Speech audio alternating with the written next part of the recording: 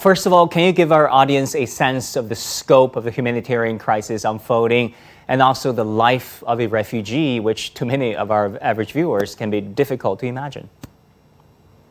It is difficult to imagine even for the people who are right now refugees. So many told me, we have never expected that we need to leave our home because there are bombs and grenades and other things. It is terrible to be a refugee, to lose everything. Then you have to flee. Then you have probably have your loved ones. You have to leave them behind. Right now, the situation is that 3.2 million refugees are outside of Ukraine, and there are another 2 million people who fled inside the country, so are internally displaced persons.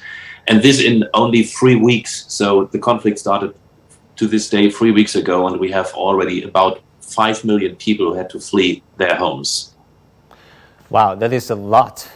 Considering the population of Ukraine. Yes, so 1 out of 8 Ukrainians is now a displaced person in the country or outside of the country. And we are afraid that the figure is still rising. Not that much anymore, like in the first 2 weeks, but day by day, it's another 150,000 people who are fleeing Ukraine. Our estimate was up to 4 million, and I'm afraid this is a very plausible figure.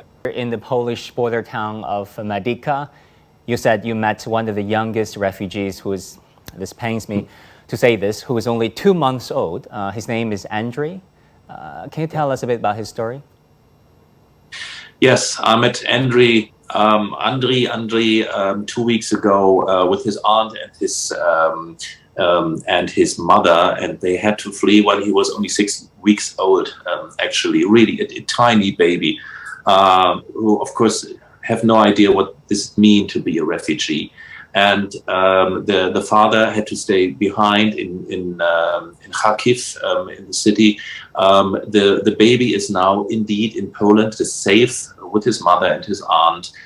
But of course, the mother and the aunt, they are desperate because the little baby was a sign of hope, and now it's also a symbol of being a refugee, and they wishing nothing more than just that they can just return in a safe country. Is there a secure line of communication with the father back home? Is there any word on when the son, the kid and the father can meet again?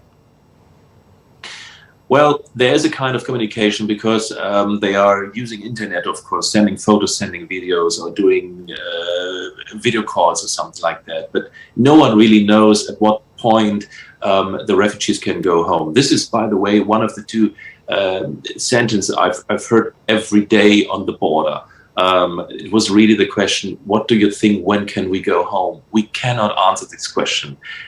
We wish that the refugees can go home very soon. I wouldn't mind if I would be unemployed, but we just can't answer this question. The other sentence I've heard most, by the way, was from the children asking me very often, or telling me very often, I miss Daddy so much.